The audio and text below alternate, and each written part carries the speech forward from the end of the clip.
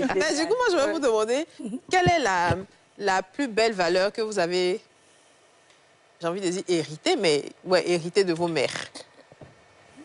Wow. Là, Non, je ne sais pas qui pose la question. Oui, c'est dit, oui. Faut répondre aussi. C'est à moi de répondre. Hein. Je pense que ce que j'ai hérité de ma maman, c'est peut-être... Bon, c'est vrai que ma maman, c'est avec elle que j'ai beaucoup appris à donner. Parce que nous, on a grandi dans une famille où maman, elle donnait à tout le monde. Au point où on trouvait ça... On n'aimait pas trop. C'est vrai que mon père aussi était comme ça. Maman, c'était encore plus. Elle va donner à manger à tout le monde, ceux qui vont passer, elle va leur donner. Elle élevait des gens chez nous que moi-même, je ne sais même plus où ils sont aujourd'hui. En fait, vraiment, elle nous a appris ça. C'est-à-dire qu'élever, donner. Même si elle n'avait pas beaucoup, mais elle donnait. Mon papa, lui, il aimait aussi donner, mais c'était chez maman que j'ai bien pris ça. Ça, c'est la première des choses. Après, elle aussi, elle a un caractère d'une femme. Elle nous a appris quand même la patience. Parce que mon papa était très autoritaire. C'est vrai que moi, j'ai son caractère. Mais j'ai quand même pris ce côté chez maman de la patience. Je me souviens quand on était petit et que mon papa, il était difficile. Hein? Donc quand il va nous chicoter, il va faire des choses et tout. Quand on va pleurer chez elle, elle dit ça va passer. Tout passe dans la vie. Mais en ce moment-là, à 10 ans, tu ne peux pas imaginer que ça va passer.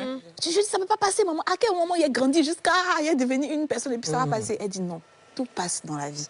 Donc ça, je pense que c'est ces deux choses-là que j'ai appris chez maman. Et je dis merci, maman. Mais pendant que tu parlais de ta maman élevée beaucoup, elle a dit Ta maman aussi a dit Ah oui, ah oui. Il y avait ça quoi le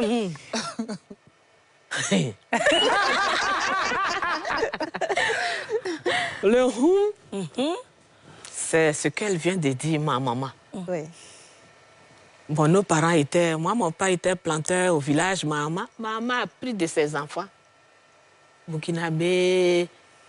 Elle a son nom partout. Au Burkina, les enfants Lobby, les enfants Dida, Baoulé, elle élève tout le monde. Elle élève tout. Elle prend tout. Mais quand on a grandi, on n'a vu personne. Oui. Ah oui, ça. Tout ce qu'elle a aidé. Moi aussi, à mon tour, quand ça est dans le sang, les gens disent, mais c'est ce que ta maman a fait. Et puis, ils n'ont pas reconnu. Toi aussi, tu fais la même chose. Même les enfants, ils disent, mais qu'est-ce que ça fait? Si j'ai donné, qui n'a pas reconnu? Il y a un Dieu en haut qui va me le rendre au centuple. Ah, mais ça, je pense que c'est très culturel aussi. Hein. Voilà. Je pense que dans les familles africaines, il y a toujours ce côté de philanthropie où, naturellement, tu recueilles. Dès qu'on te sollicite, tu prends. Parfois même, on scolarise des gens. Mais toujours quand ton argent de poche diminue même... Bon, tu peux pas trop parler aussi. Mais en fait, chez nous, maman disait que ce qu'elle a fait, elle n'attend pas de la reconnaissance des autres, mais elle sait que ça va agir sur nous. C'est ça. Et que des gens, demain, vont nous aider.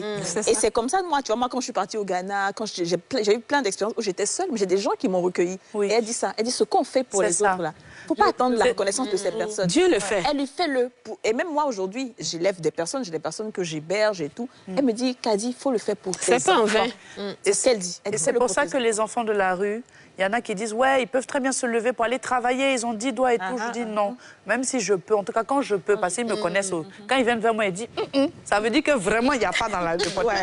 Mais chaque fois que je peux, je donne 1000 francs ou 2000 et je ne le fais pas pour moi. Même si souvent, même, je peux donner 10 000, mais je ne le fais pas pour moi. Je veux que tout ce que je puisse faire là puisse partir sur tu vois, mes enfants. Moi, hier, j'ai géré mes problèmes. Je reprends la question de DJ. Oui, je pense que moi, ce que j'ai gardé comme valeur de ma maman, c'est l'amour. C'est mon leadership. Le leadership que j'ai aujourd'hui, je pense que je le détiens de ma mère. Sans le savoir, je ne savais pas qu'elle me transmettait autant de valeurs et de responsabilités. Parce que je n'étais pas son aînée, j'avais un grand frère. Mais on avait l'impression qu'elle me donnait beaucoup de responsabilités à gérer. À tel enseigne que je trouvais qu'elle ne m'aimait pas. Parce qu'elle me... À tout moment, ils vont te dire, non, fais ça, fais ça. Tu as l'impression qu'on t'harcèle, on t'accule, en fait. Pourtant, on est en train de te former. On est en train de te former. Et quand tu grandis, tu te rends compte que, attends, la mayonnaise a pris parce que je suis devenue cette personne-là aussi qui est en train de transmettre la même chose. Souvent, je me suis pas en train de crier. Je me dis, mais qu'est-ce qui m'arrive? Moi-même, je n'ai pas envie de crier, mais je me suis pas en train de transmettre les mêmes codes, les mêmes valeurs que ma maman m'a données. Je me suis pas en train de les donner aussi à ma fille. Et elle aussi qui va trouver que, oh, maman, elle c'est ça, Mais je lui dis, tu vas comprendre un jour. Je prie Dieu d'être là pour que tu viennes me dire, maman, ce que tu avais dit hier, là, c'était vrai. Mais même si je ne suis pas là, je sais que tu vas transmettre aussi aux générations.